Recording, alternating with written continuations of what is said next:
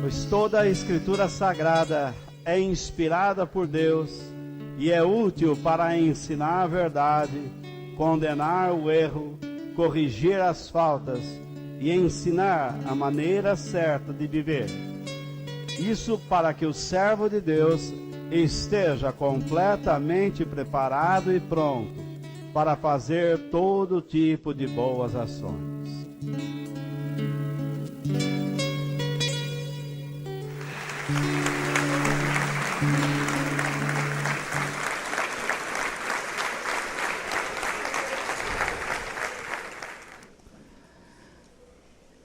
Voltamos ao capítulo 11 de Hebreus.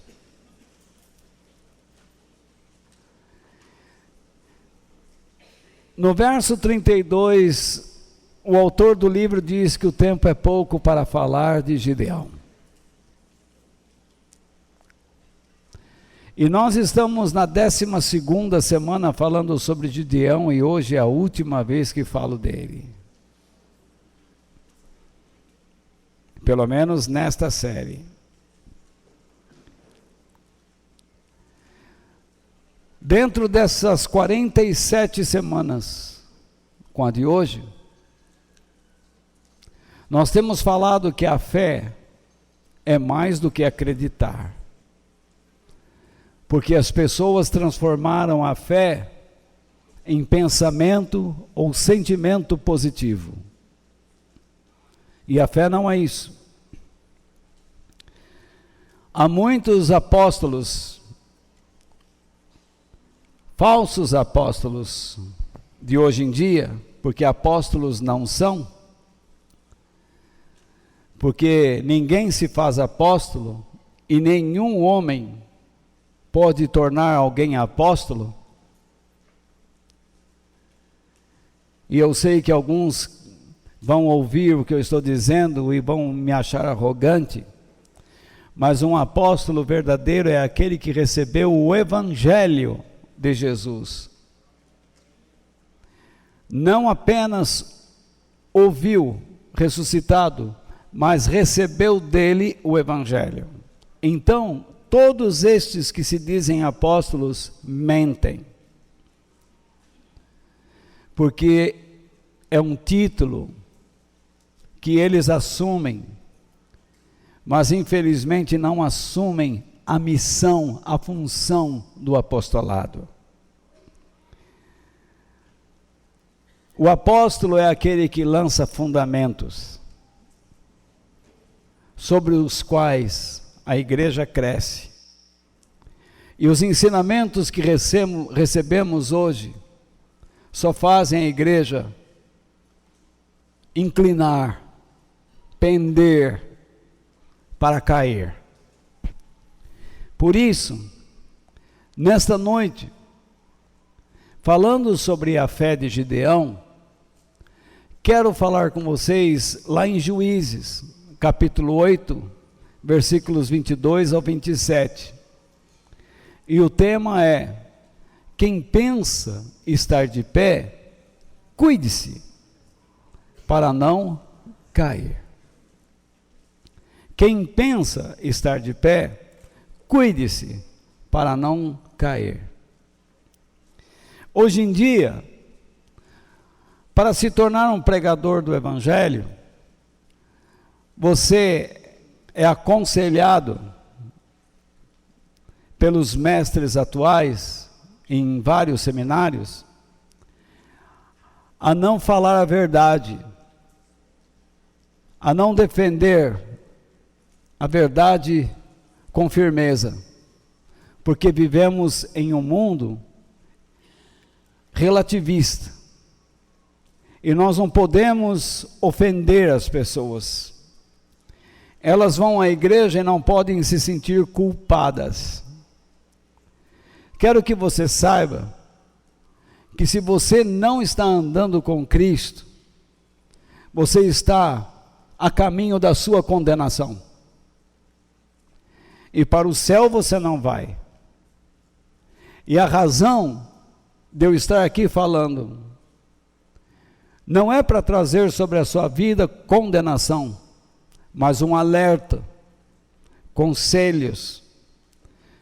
E eu peço que o Espírito Santo toque o seu coração, para que você não escute o Walter falando, mas o Espírito Santo tocando em você, para uma vida de intimidade, de harmonia e alinhada com Deus. Ao longo de várias semanas, nós temos falado sobre Gideão.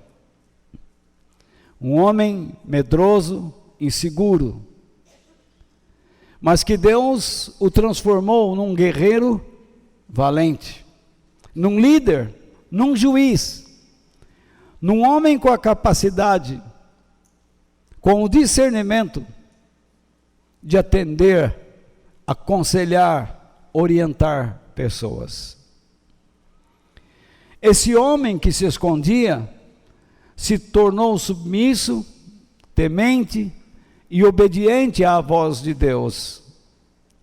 E por meio dele, Deus estabeleceu uma reforma religiosa na vida de muitas pessoas, como nós já vimos. Ele destruiu os altares de Baal, os altares pagãos, e o povo viu através da sua vida o mover de Deus. Antes de Deus levantá-lo, muitos judeus foram mortos, perderam seus ganhos, suas plantações e até mesmo as suas casas, e foram viver em cavernas. Era um tempo de miséria. Mas por que eles estavam vivendo assim? Porque eles não se arrependiam de uma vida sem compromisso com Deus. Tratavam Deus com desdém, como vemos hoje. Eles passaram um período de grande bonança, de grande alegria, com ganhos, e relaxaram, deixaram de aprender, deixaram de buscar, abriram a guarda, e influências outras entraram em seus corações e se afastaram de Deus. E Gideão foi levantado por Deus para falar a eles sobre o erro que eles estavam cometendo. Assim como Deus levantou minha vida para falar a muitas pessoas sobre os seus erros e mostrar-lhes um caminho de recuperação, de restauração. Mas não é um caminho pela psicologia. Não são passos que vocês dão, não são regras de 10, 7, 8, 15, 12 passos que vocês dão, que irão torná-los homens e mulheres de Deus. Mas vocês têm que se adequarem, se submeterem aos princípios bíblicos e permitir que eles se desenvolvam na sua vida diariamente, por meio de cada situação. Quando Gideão se levantou, nós sabemos que ele venceu os inimigos de Israel. E Israel agora estava livre de novo, para voltar às suas casas, plantar sem o medo de ser roubado por aquelas tribos nômades, os amalequitas, os midianitas, nomes estes complicados para muitos de vocês, mas existiram. E eles viviam no deserto, e eram guerrilheiros, entendiam muito bem sobre táticas de guerra. Já o povo de Israel era um povo voltado ao pastoreio, à agricultura, e pacífico. Mas Deus convocou um exército para guerrear. 300 homens contra milhares. E Israel venceu. Porque Deus agiu sobrenaturalmente. E o povo ficou feliz. Felicidade é o que todo mundo busca. E então você encontra um momento de grande alegria na sua vida, seja ele qual for. E eu gostaria que você prestasse atenção no que eu pensei. Toda felicidade neste mundo é apenas momentânea. A felicidade momentânea é um sentimento encantador. O que você acha? Não é? Entretanto, ele pode fazer com que tiremos o nosso olhar de Deus, fechemos nossos ouvidos para Ele, deixemos de servi-lo devido aos nossos interesses pessoais. A felicidade é tão encantadora que ela nos enfeitiça. A felicidade é um sentimento tão encantador que chegamos a ponto de ter medo de perdê-lo.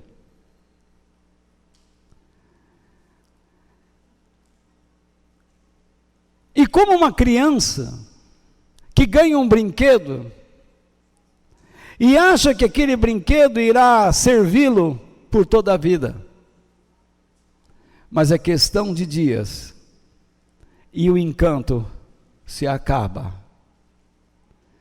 Porque somos forçados a encararmos outras situações. Porque assim o mundo nos cobra. A felicidade, quando é perdida, você entra em pane. E então você diz, não, eu preciso encontrar um caminho, eu preciso voltar a ser feliz. E você não pensa, e não raciocina, logicamente, que a felicidade não existe. Que a felicidade nos foi tirada. O que existe são momentos de alegria, em que você expressa um prazer. Nem eu e nem você conhecemos a felicidade em toda a sua plenitude. A felicidade no mundo não existe. Ela só existe no reino de Deus. Porque Jesus falou: felizes aqueles que reconhecem a sua pobreza espiritual. Felizes aqueles que são capazes de lamentar pela sua fragilidade espiritual e moral. Felizes são aqueles que sabem entregar a Deus com humildade todos os seus direitos. Felizes são aqueles que têm sede e fome de fazer a vontade de Deus. Felizes são aqueles que aprendem a receber de Deus a misericórdia e dá-la corretamente ao seu próximo. Felizes são aqueles que permitem que Deus trabalhe em sua vida e que nos seus atos não vejam a si mesmos, mas a Deus, porque se tornaram limpos de coração. Felizes são aqueles que são capazes de trabalhar pelos termos de Deus, levar as pessoas a conhecê-los, a se colocarem debaixo da sua liderança e governo. Felizes são aqueles que aprendem a sofrer por causa do nome de Deus e do Evangelho, por causa da mensagem divina. Felizes são eles que não sofrem como criminosos ou bandidos, como ladrões, como mentirosos, mas como servos e servas de Deus. Estas pessoas são felizes. O mundo diz que você é feliz quando adquire uma casa, você é feliz quando tem um bebê, você é feliz quando casa, você é feliz quando tem a sorte de viajar, você é feliz quando sorri, você é feliz. Mas isso tudo é passageiro.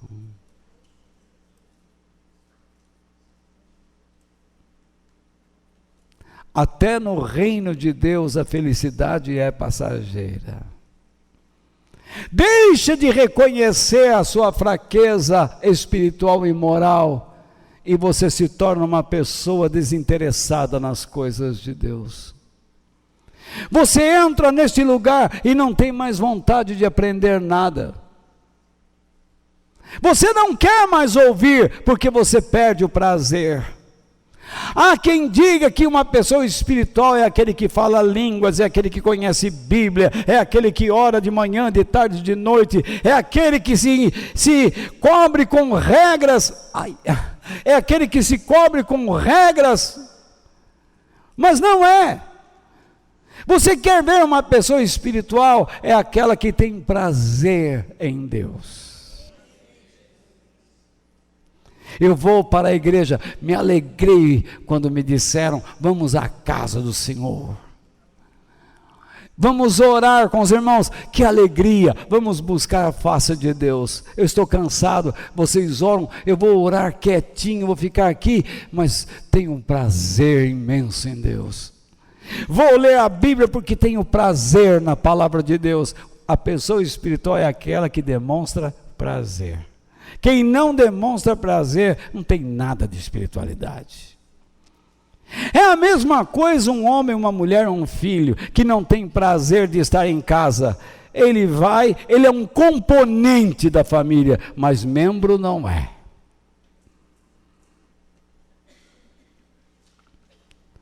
Ele faz parte, ele ocupa espaço, ele se assenta na mesa, abre a geladeira, atrapalha, suja, talheres, pratos, o chão, o banheiro, mas não tem utilidade familiar. Ele é um componente.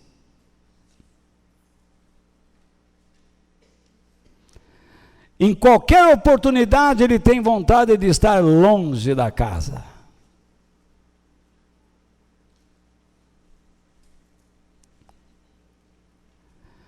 Quando nós perdemos o prazer em Deus e a felicidade em Deus, perdemos a fé verdadeira.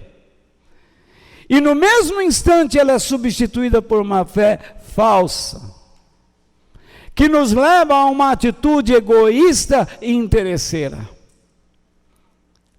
Vocês nunca se esqueçam do que Jesus disse: aquele que vive para os seus interesses nunca terá a vida verdadeira. A pessoa que se ilude com o seu momento agradável, descuidadamente pode passar a caminhar para uma direção errada, pensando estar certa. A sabedoria divina nos diz o seguinte, em Provérbios 14:12, há caminhos que parecem certos, ou seja, honestos, corretos, convenientes, mas podem acabar levando para a morte. Ou seja, ao afastamento de Deus e da vida abundante por Ele oferecida. Você pode determinar, você pode considerar, comprometer a si mesmo a andar de uma maneira, a criar um hábito espiritual e moral e dizer, assim está certo. E Deus está desaprovando sua vida. Há pessoas que dizem, eu nasci assim, com esse tipo de fé. Que tipo de fé, se só existe um? Eu nasci assim, eu nasci batista, eu nasci presbiteriano, eu nasci quadrangular, eu nasci assembleiano e vou morrer assim. Você tem que nascer em Cristo, porque aquele que é nova criatura em Cristo, as coisas velhas se passaram, e eis que tudo está se fazendo novo. Não é só que se fez, a cada dia o amor de Deus se renova. A cada dia eu tenho que descobrir o caminho que eu preciso tomar, para que eu não me afaste dele. Além do mais, o apóstolo Paulo adverte em 1 Coríntios 10, verso 12, o seguinte: portanto, aquele que pensa que está de pé, é melhor ter cuidado para não cair. Quem é que pensa que está de pé? É aquele que considera a sua situação. Ele julga a si próprio como um ser espiritual e moral muito bom. E ele não percebe o quão afastado está de Deus. Porque nele, com N maiúsculo, nele, em Deus, ele não tem realmente prazer. Ele se arrasta, porque a mulher vai na igreja, o filho vai, o pai vai, mas no dia que faltar um destes, ele deixa de ir. Alguns comparecem aqui em momentos de crise.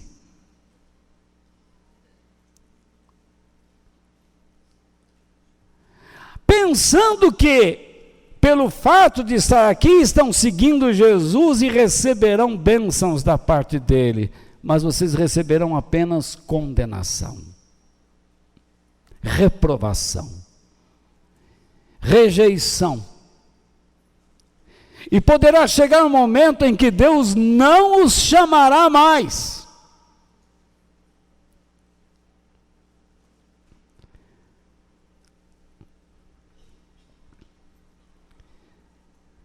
Eu pergunto a vocês, casais, por que vocês vão para casa?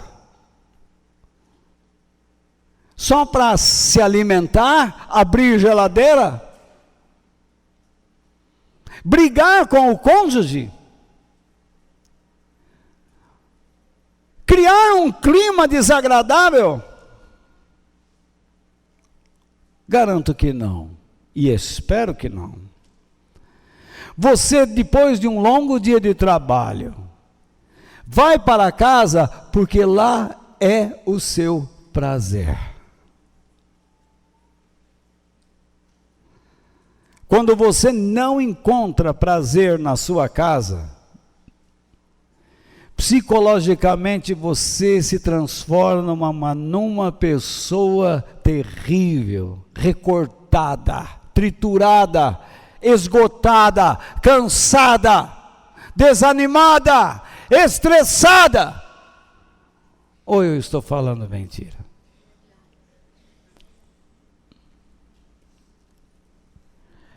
Estas palavras aí de Paulo,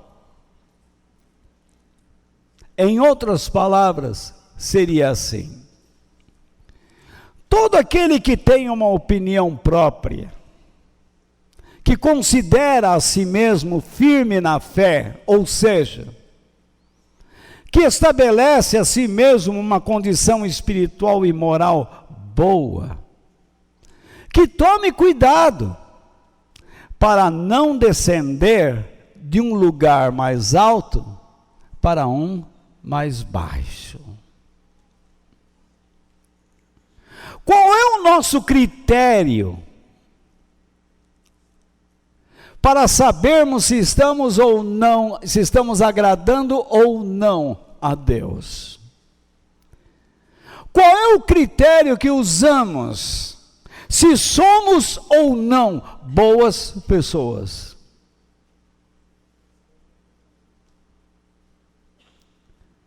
Com que autoridade, com que poder, com que virtude, com que base, onde está a essência da nossa autoadmiração?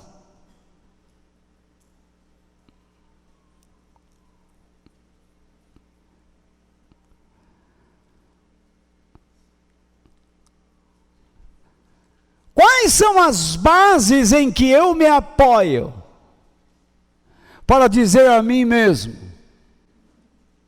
que sou bom?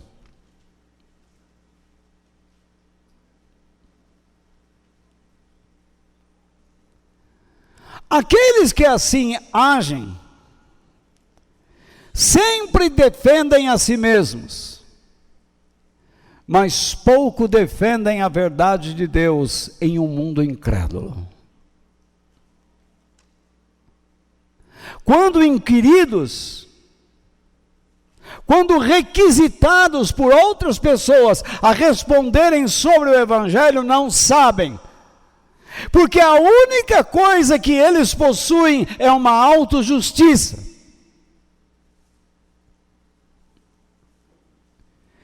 O prazer que eles têm é da autodefesa, pois nunca aprenderam a defender a verdade. A nossa meditação nesta noite está baseada nessas duas verdades. Cuidado com o caminho que você está escolhendo, achando que Deus está contente com você, quando você não tem prazer nele. E o caminho que você escolhe, que você pensa que é certo, é um caminho errado. Tome cuidado com as suas decisões, com as suas escolhas, porque você decide escolher o caminho em que está, por pensar que você é bom. A nossa história hoje mostra um homem bom que escolheu errado.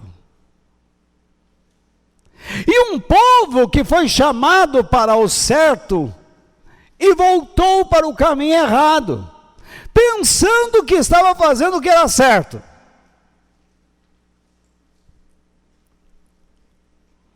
A nossa história mostra três coisas.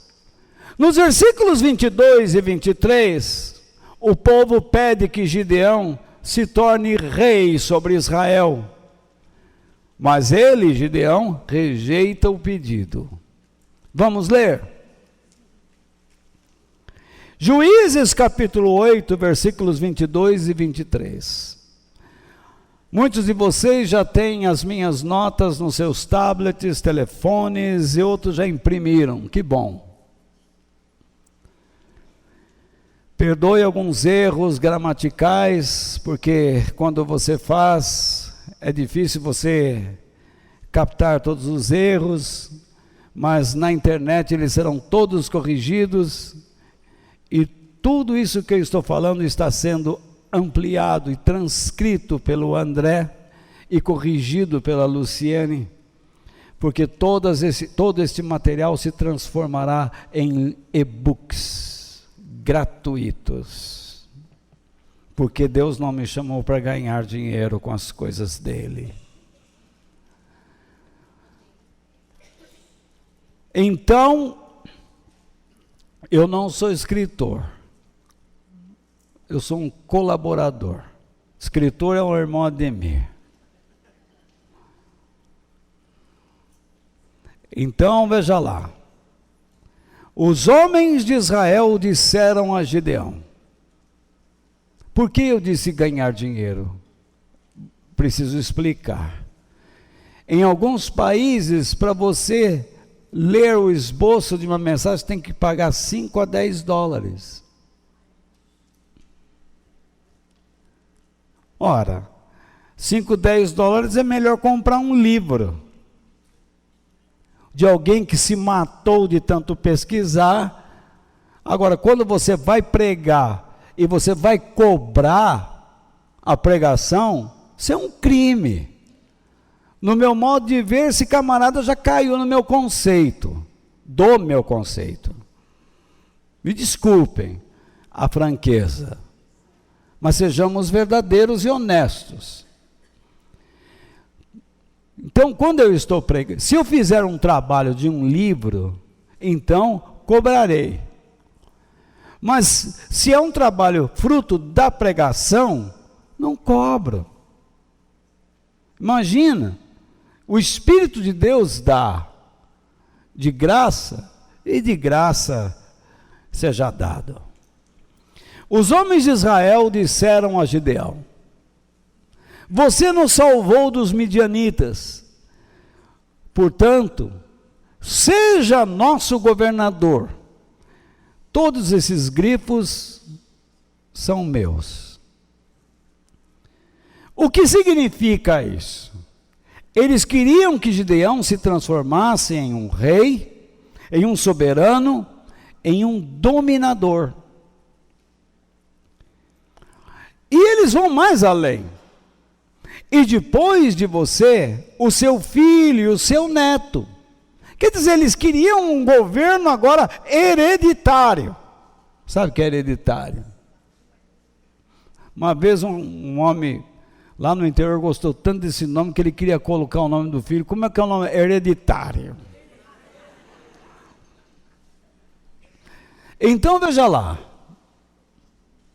Gideão respondeu: eu não serei governador de vocês e o meu filho também não. O Senhor Deus é quem será o governador, isto é, o rei, o soberano, o dominador de vocês. Você vê como é que o povo se esqueceu rapidamente de Deus? Olha bem no versículo 22, se você ainda está lá. Se você está com uma folha ou celular, vocês vão ver um sublinhado na expressão: você nos salvou. Estupidamente os israelitas estão pedindo que Gideão se transformasse no rei deles, no governador deles, no dominador deles. Porque eles estão declarando: você, Gideão, nos salvou. Isso é uma estupidez. Eles estão olhando realmente para um homem de Deus, querem honrar este homem, mas cometem o erro. Estão transferindo a este homem a glória que só pertence a Deus.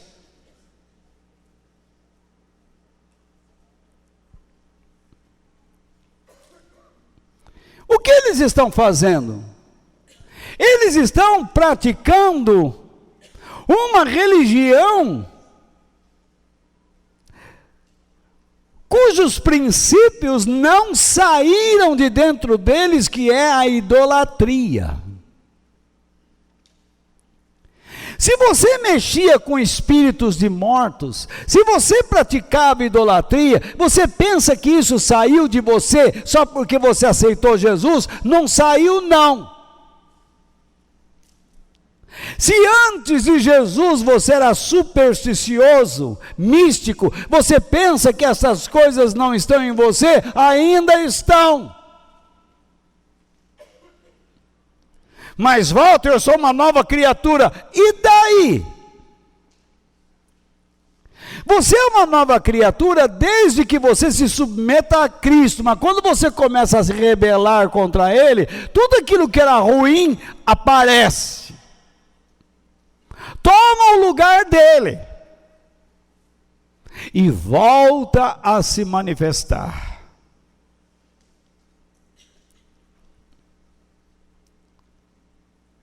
Eles querem um líder para seguir. A Bíblia condena as pessoas que seguem um homem? Claro que não. Desde que este homem seja um seguidor de Jesus e conduza essas pessoas a seguirem Jesus, a quem ele, o líder, segue. Porque a glória é de Deus e de nenhum líder. O princípio da idolatria é este. Quando você coloca sobre um homem ou sobre qualquer coisa os atributos que pertencem somente a Deus. Eu posso chegar aqui a vocês e dizer assim: esta canetinha, se vocês comprarem pelo valor irrisório de R$500, vocês não imaginam o quanto ela cura. Você então, na gana de ser curado, de ser abençoado, você então olha para esta canetinha com outros olhos, porque alguém os ensinou a olhar.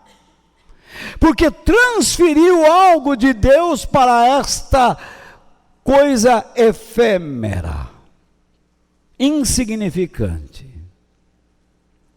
E você então compra pela bagatela de R$500 a canetinha, que andará no bolso ao lado do seu coração. E você escreverá cartas para Jesus, assinará documentos e cheques de modo abençoado, segundo a palavra do impostor.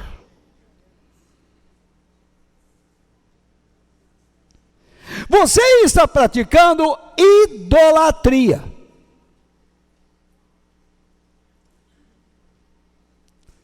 Se você compra uma toalha, uma camiseta, uma calça, um pijama, o perfume, o desodorante, o sal, o óleo, a água, que vai te abençoar, você está praticando idolatria.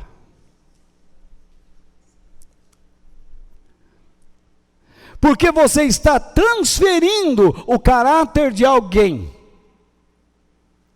para um objeto, para uma coisa inferior àquele que é o Todo-Poderoso.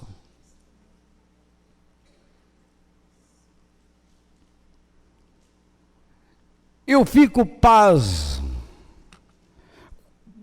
pasmo ao saber que o cachorro de um grande apresentador da televisão chamava-se Walter.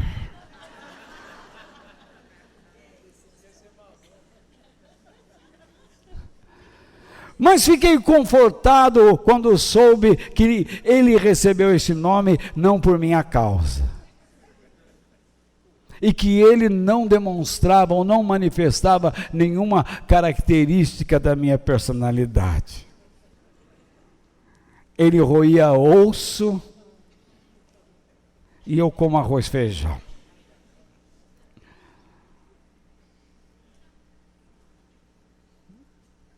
Mas imagine, quando alguém chega para você e diz assim: você é um burro.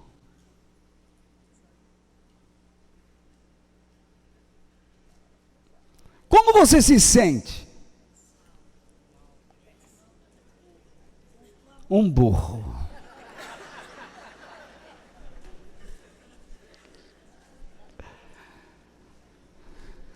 Às vezes nós nos esquecemos que a Bíblia nos diz que nós não devemos tratar as pessoas assim. Esquecemos. Porque nós transferimos a um animal a burrice nossa. Se nós somos imperfeitos e não gostamos, imagine aquele que é perfeito, que você descobriu pela fé que ele é. Você não descobriu que Deus é Deus num banco de escola, numa carteira, num banco de igreja. Você descobriu porque o Espírito Santo falou com você que ele é Deus.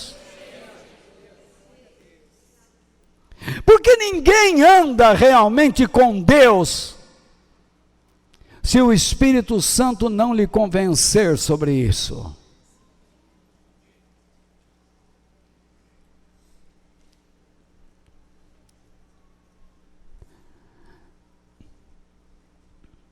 Então não é necessário fazer grande esforço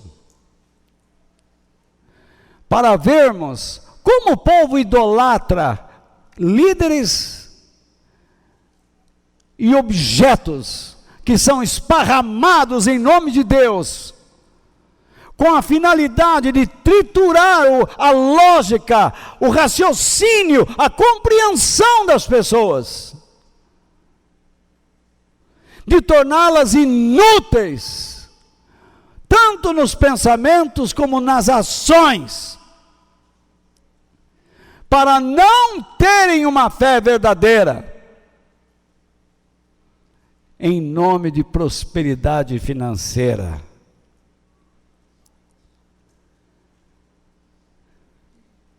Projeta-se a fé pessoal em um líder, da mesma maneira que este povo se projetou em Gideão.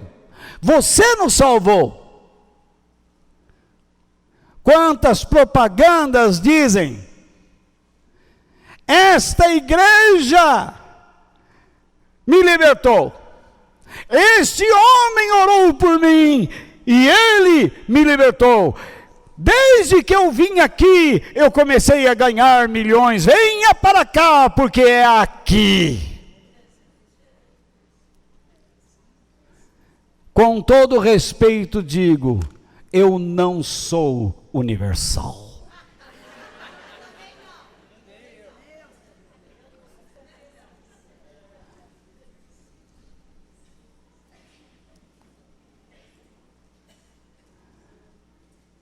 É um absurdo isso. Israel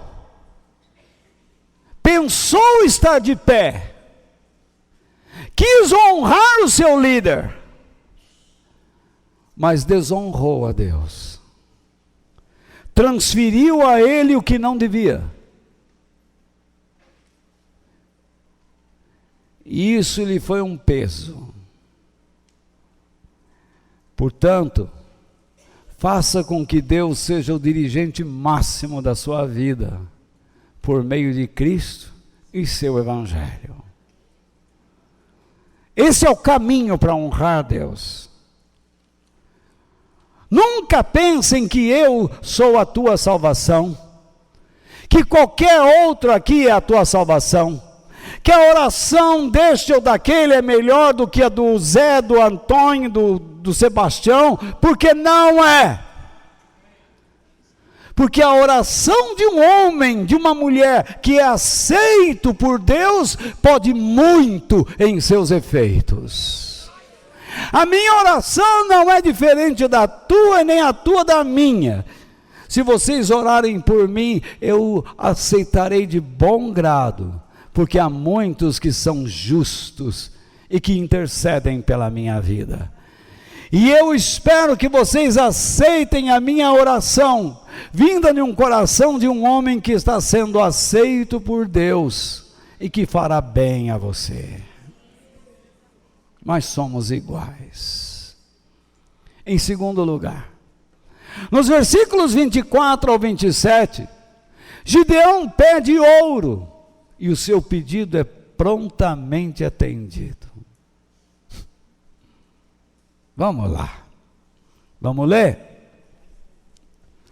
Versículos 24 ao 27, vocês estão comigo? Está interessante?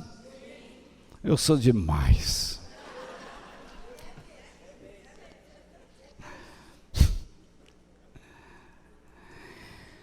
continuou.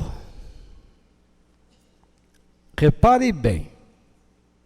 Ele rejeitou ser rei, mas ele vem com uma conjunção aí adversativa. Mas vou fazer um pedido. Cada um me dê um dos brincos que tirou dos vencidos. Você sabe que as tribos do deserto usavam brincos de ouro, dentes de ouro. Uma maravilha. Jaqueta de ouro. Anéis. Anéis até nos dedos dos pés. Em alguns filmes vocês já viram isso. Não é? Os midianitas usavam argolas de ouro nas orelhas, porque eram gente do deserto. Está aí, cultura. Os homens de Gideão responderam: nós os daremos com que sentimento? Com prazer. Isto é, de bom grado, com alegre confiança e compromisso.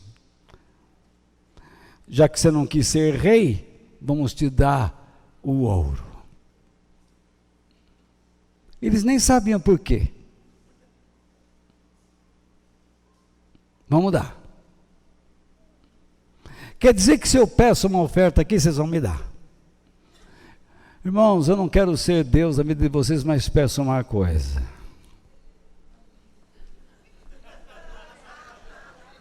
Me deem ouro.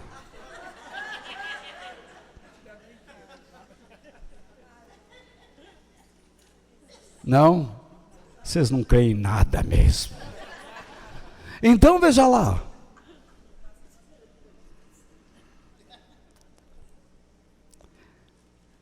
Então estenderam uma capa, e cada um pôs nela os brincos que tinha tomado dos midianitas. Os brincos de ouro que Gideão pediu pesaram quase 30 quilos.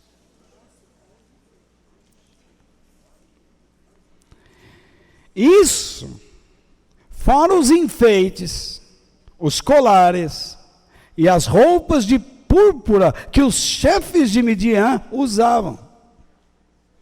E sem contar também os enfeites que estavam no pescoço dos seus camelos. Algumas versões trazem 20 quilos, e nesta aqui traz 30, mas eu lhe garanto que passou dos 50.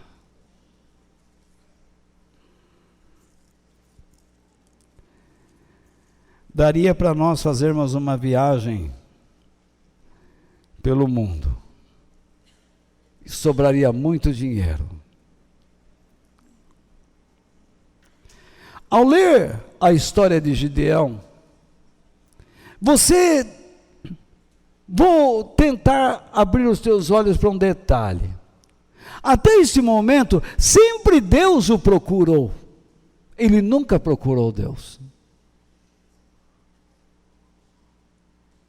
É Deus que aparece debaixo da árvore,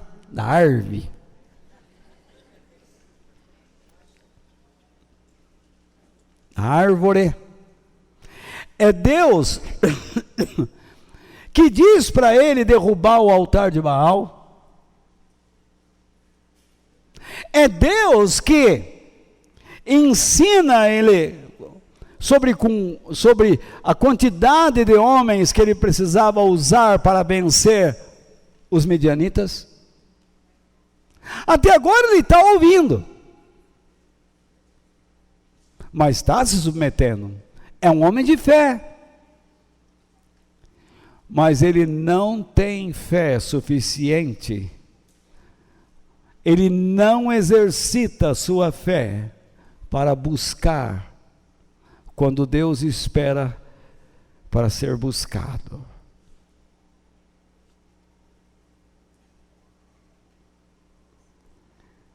Ele sabe que Deus é o único governador. Mas quando não buscou a Deus e se recusou a ser dominador, ele agiu como um líder destemperado. Ele incitou o povo a uma ação a qual Deus não pediu que ele fizesse.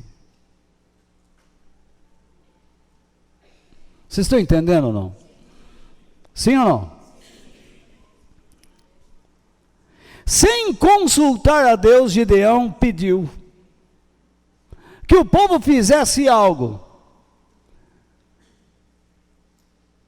Em todo o tempo Deus o procurou e orientou e disse: faça isso, faça aquilo, faça isso, faça aquilo. E num momento Deus testou a sua fé e esperou que ele o buscasse, e ele não o buscou. Muitas vezes você e eu e outros tantos chamados cristãos, em vez de buscar a Deus, buscamos quem? O telefone, para falar com a dona Maria, profetisa, que nem Bíblia lê, mas profetiza barbáries, profetiza a alegria daqueles que se preocupam com o seu futuro terreno. Porque a única profecia que eu vejo por aí nessas igrejas é: toma a chave, pega a chave, tira a chave, abre a mala, fecha a mala, prepara uma viagem,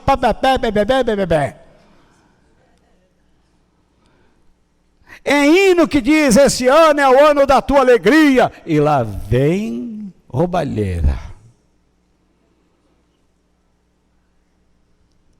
Há uns anos atrás, os apóstolos profetizaram que o Brasil pagaria toda a sua dívida externa e interna.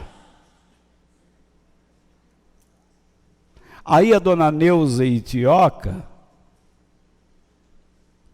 disse que isso não aconteceu porque o povo não teve fé. E desde lá Deus tem a ver alguma coisa com a dívida brasileira. Não é o Brasil que vai ser salvo. Essas placas que aparecem, esta cidade é do Senhor, não é. Porque Deus estabeleceu que este mundo jaz no maligno. Quem está no Senhor é você, cujo coração foi entregue a Jesus Cristo e você o ama de coração. Mas cidade nenhuma é de Deus.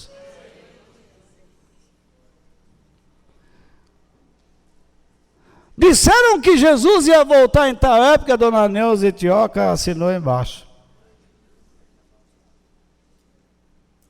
E disse que a volta de Jesus não aconteceu porque o povo de Deus não teve fé.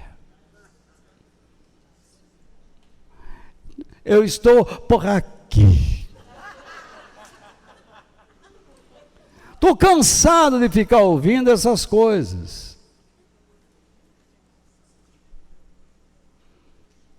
Por que você não aprende a amar a Deus e ao próximo? Em vez de ficar encontrando o demônio do meio-dia, o demônio das 9 horas da manhã, o demônio das 3 da tarde, justo na hora que eu quero ter uma soneca, tem um demônio lá. No meio-dia eu quero almoçar, tem um demônio lá. Às 9 horas eu quero guiar o carro, tem um demônio lá.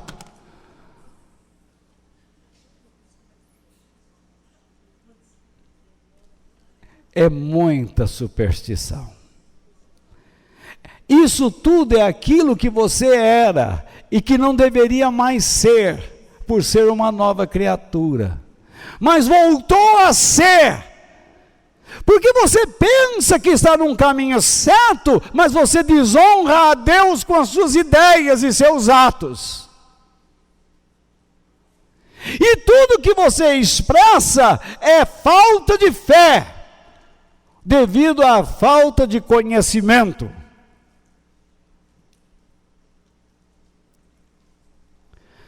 Gideão fez o que fez e foi quem foi pela ação de Deus na vida dele.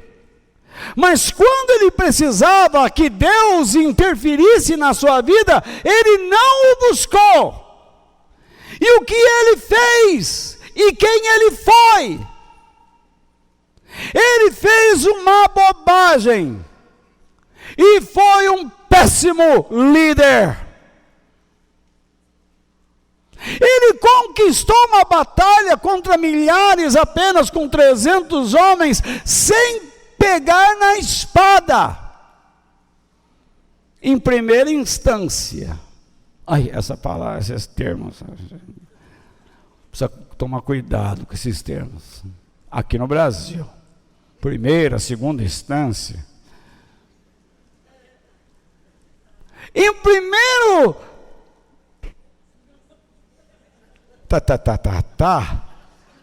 Ele não usou espada, só tocaram o chofar e quebraram os cântaros e o povo brigou entre si e se mataram lá.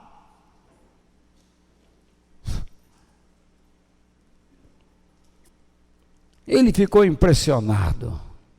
E quando voltou com seus 300 guerreiros, todos os 300, ninguém se feriu. Como é que pode?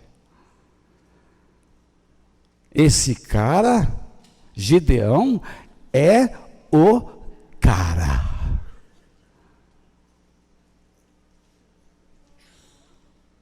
Tiraram os olhos de Deus. Agora, Gideão não era tão ruim como nós pensamos. Eu tenho que pensar por que ele pediu o ouro. Uma de suas primeiras ações foi destruir o altar de Baal lá em Ofre, no terreno da sua casa. Lembram-se da história? Quem não estava aqui não vai lembrar. Mas pode ler na Bíblia, lá em Juízes 6, que está tudo lá. Prometo. Agora, lá em Ofra, ele queria colocar o quê? Alguma coisa que representasse a Deus. Ele fez um altar, porque Deus falou para ele: derruba o altar de Baal e construa um altar para mim de pedra. Mas ele achou que tinha que revestir aquele altar, colocar ali uma estola sacerdotal, que nós veremos a seguir, de ouro, com tecidos finíssimos e caríssimos, para representar o quê? A grandeza de Deus. Não há nada neste mundo que possa expressar a grandeza de Deus. O próprio Deus diz: quando vocês me fazem um templo, vocês concebam a ideia, vocês acham que eu caibo aí dentro? Você acha que um templo pode conter a minha glória?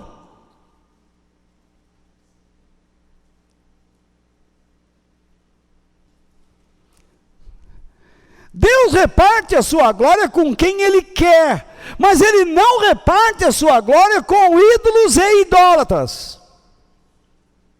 Jesus disse: eu dei a eles a mesma glória que me deste. Que glória é essa? O esplendor da sua presença. E Paulo diz: vocês, a igreja, são o templo do Espírito Santo, isto é, vocês são depositários da glória de Deus. Não é qualquer coisa que mora em você, não. Aqui dentro tem muito lixo, mas aqui dentro habita o Todo-Poderoso, o Criador do céu e da terra, aquele que pode salvar e conduzir a minha alma para a eternidade.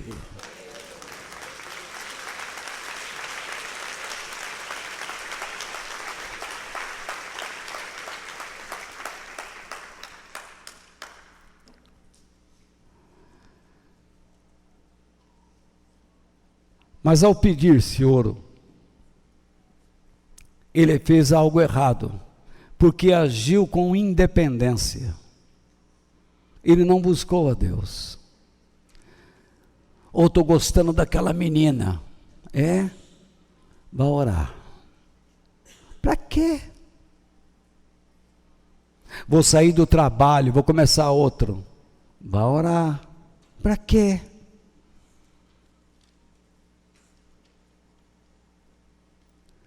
Estou andando com um cara legal. Busque a Deus. Para quê? O cara é bacana. Você conhece o caráter dele. Muitas pessoas abrigaram anjos, mas outras pessoas abrigaram em seu círculo de amizade verdadeiros demônios.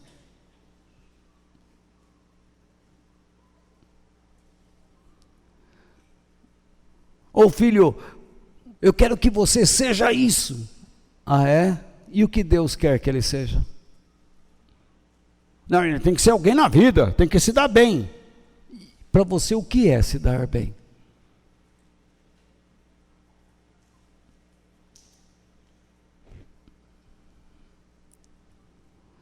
Você quer que seu filho seja o que você não é?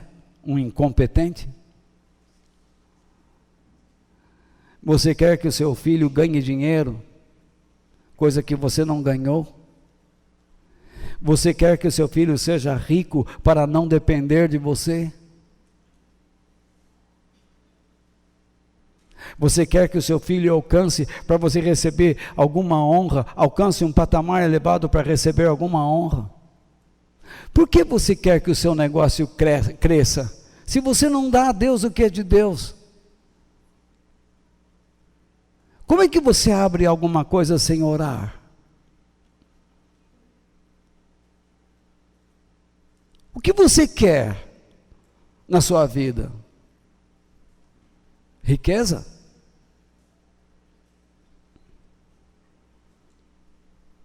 Nós falamos que aqueles que querem felicidade caem num laço.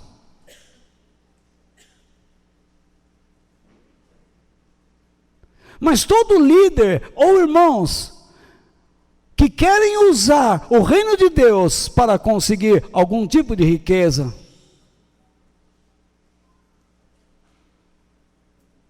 e depois dizer, olha, eu sou uma representação do que Deus faz. Comprei um apartamento em Miami, comprei um carro BMW, comprei um navio, comprei um avião. Há um mês atrás eu não tinha nada, mas desde que entrei na igreja, olha o que Deus fez, como me abençoou. Deixa eu andar com você um mês. Vamos ver se você é uma pessoa abençoada. E se Jesus chegar para você agora e dizer assim, você quer ser abençoado, você vai morrer amanhã.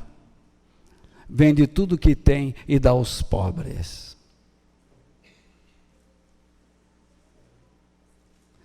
Se o teu coração está amarrado nessas coisas,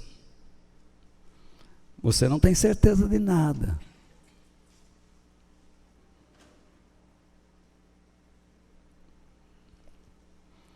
Quando nós agimos com independência,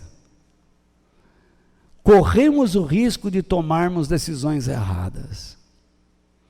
Decisões estas que não só prejudicarão as nossas vidas, mas como de outras pessoas, inclusive filhos. Você pode estar alimentando o seu filho agora com um sonho que não deveria.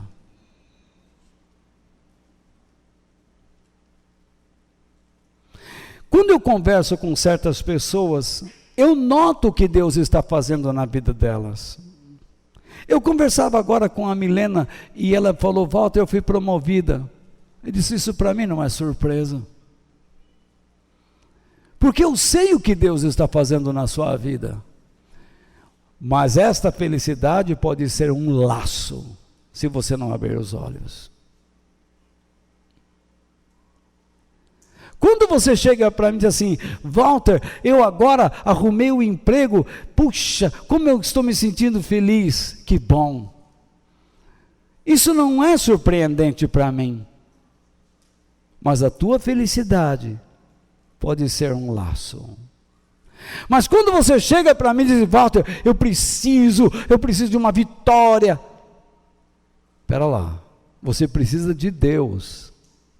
Busque primeiramente o reino de Deus e o modo de vida que o agrada, e as demais coisas serão acrescentadas na sua vida. Já cansaram, irmãos? Certa vez Jesus tinha feito uma cura no dia de sábado. E os líderes religiosos não admitiam isso e queriam persegui-lo. E eu empresto este texto,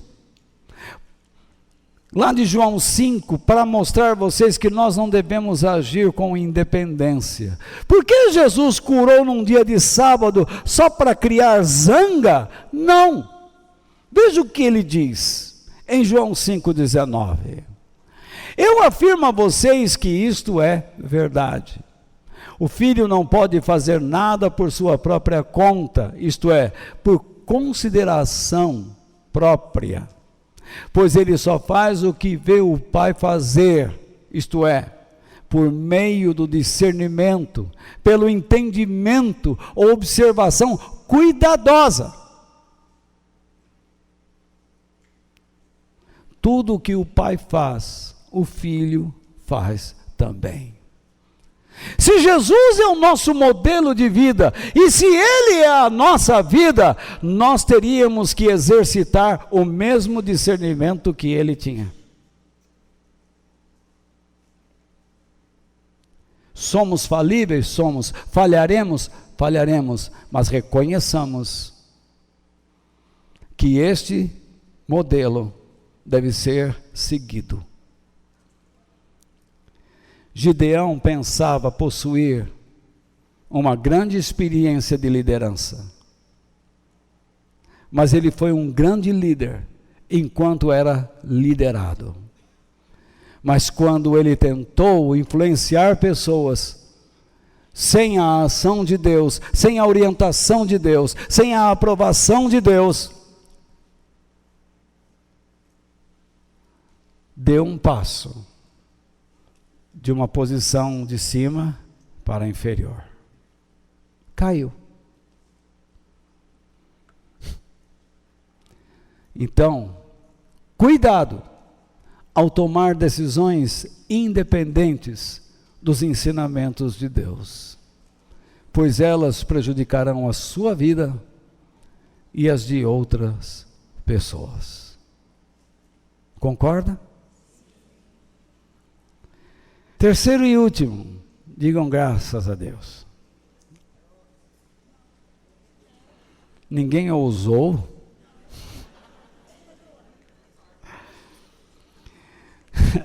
Gideão confecciona uma estola sacerdotal, a qual virou objeto de adoração e culto. Vamos ler o verso 27? Veja, Gideão pediu ouro, veio uma tonelada, modo de dizer, veio muito ouro. E ele usou parte daquilo para fazer o que nós vamos ler agora. E outra parte, outras coisas para ajudar o povo. Tudo bem. Ele era um homem bem intencionado. Com o ouro, Gideão fez o quê? Um ídolo. Essa palavra ídolo em hebraico é a palavra éfod, uma vestimenta sacerdotal usada somente pelo sumo sacerdote. Deus não pediu. E o colocou em Ofra. Onde? Na sua cidade. Deus te crie. Então veja lá. Então todos os israelitas, repare agora, abandonaram a Deus e iam lá para adorar o ídolo. Mas que queda! Não é triste? E isso foi uma armadilha, ou seja, uma isca, um laço, um chamariz para Gideão e sua gente. Gideão era um homem bom e queria o bem do seu povo, mas descuidadamente deixou de observar que eles ainda traziam traços da velha criatura. Por que vocês acham que eu falo aqui a verdade e a minha pregação não dura 15 minutos, não? Porque vocês têm traços do passado ainda vivos. E eu preciso alimentar a sua coragem de abatê-los.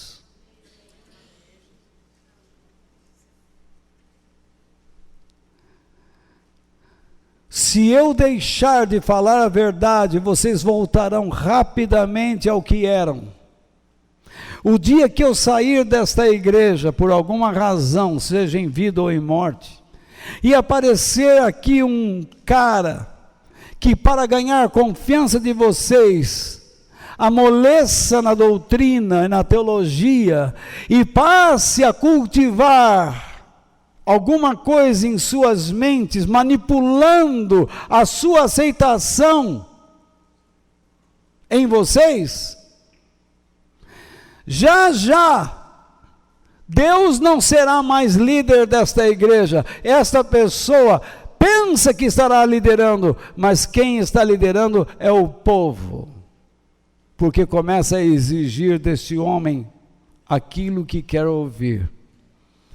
Vocês não se esqueçam da palavra que está no Novo Testamento, que nos últimos dias as pessoas procurarão homens que preguem o que elas querem, porque elas têm coceira nos ouvidos para ouvir o que desejam.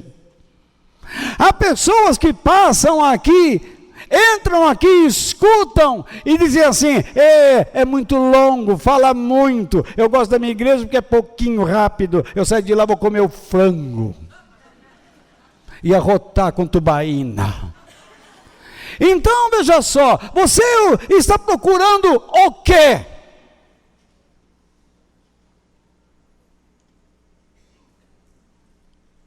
Deus não pediu a Gideão que fizesse tal coisa, mas ele fez. Gideão não agiu como discípulo ou aprendiz do Senhor. Ele agiu no lugar de Deus, com autossuficiência. Mesmo assim, Deus deixou rolar. Durante 40 anos este povo experimentou paz, mas deixou um legado miserável para os seus filhos. E mais tarde este povo tornaria a ser atormentado, a perder sua alegria, porque novamente seria atacado. Deus abomina a idolatria.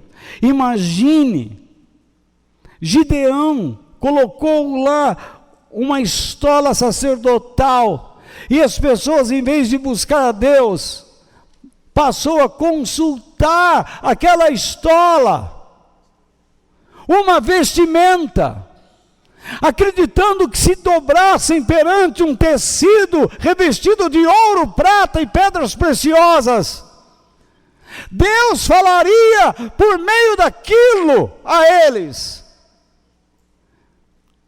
Se você esparramar sal grosso, Deus vai proteger sua casa.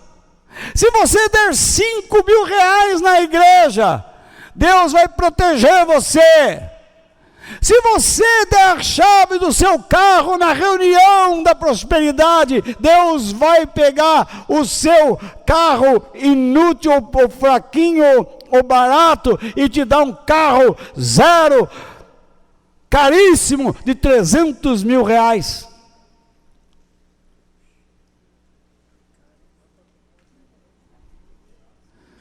Se você pegar o óleo da bênção, sai esparramando como eu vi.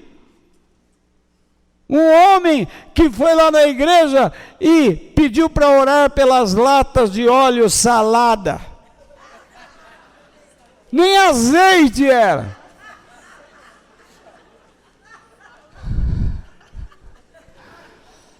E ele saiu no quarteirão, escondido.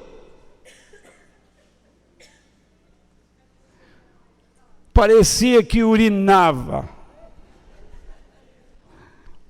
porque ia pingando, mas era óleo que ele esparramava na calçada para proteger aquela área onde a sua casa estava, para que o demônio não entrasse ali.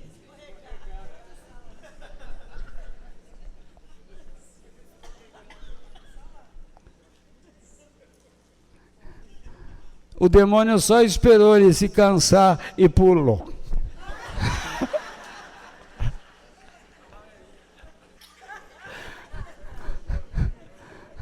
Pula, pula, macaquinho, pula, pula, sem parar.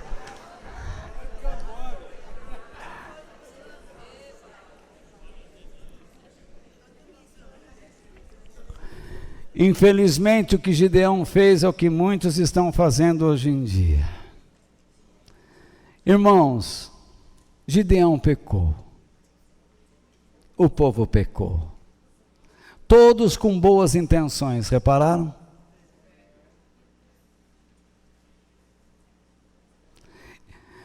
O pecado pode ser definido de várias maneiras, mas eu lhes dou duas. Há aqueles que querem acertar, e eles olham o alvo.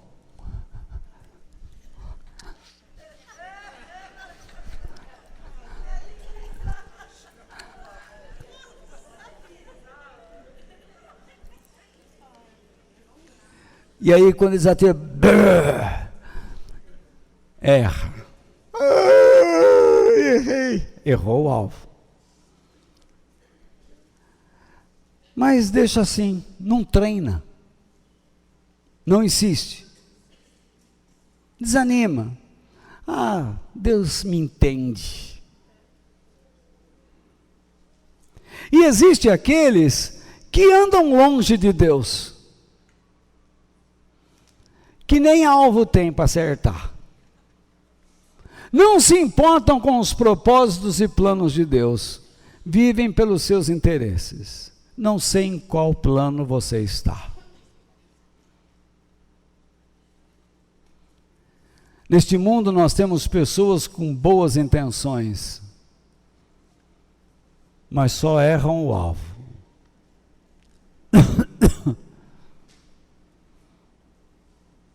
Esse comete o pecado,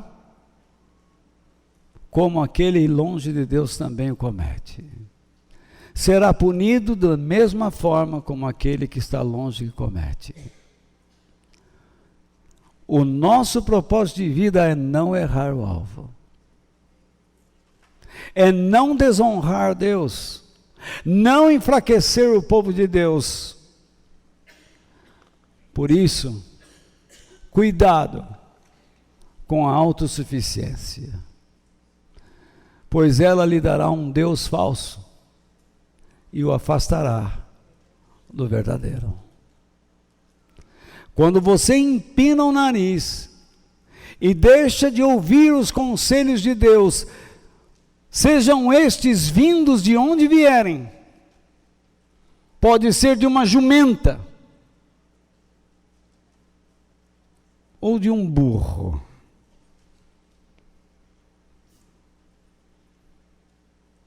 ou de um homem ou de uma mulher, de um pregador, de um sonho, de uma voz interior. e você se julga sábio o suficiente e bom o suficiente, você está a um passo da queda. A sabedoria divina diz: a soberba precede a ruína, e a altivez de espírito, a queda. Que Deus nos proteja, para nunca vivermos por impulsos pessoais, e de pensarmos somente em nós mesmos, e deixarmos de pensar na geração seguinte.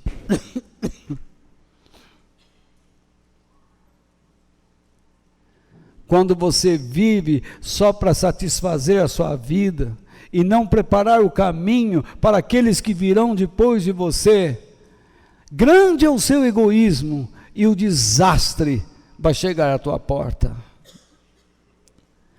Que as nossas decisões não prejudiquem a nós mesmos e nem ao nosso próximo.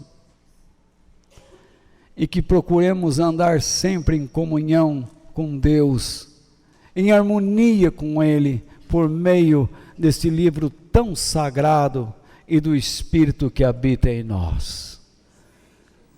Creio que falei tudo que Deus me deu nesta manhã, pois foi nesta manhã que escrevi todas estas coisas e lhes passei às mãos para que lessem e procurem entender que esta é a palavra de Deus para nós. Que Deus nos abençoe.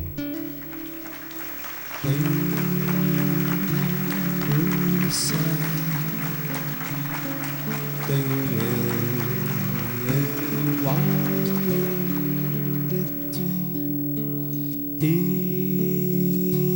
na terra em quem tenho mais prazer, não há outro Deus semelhante a ti.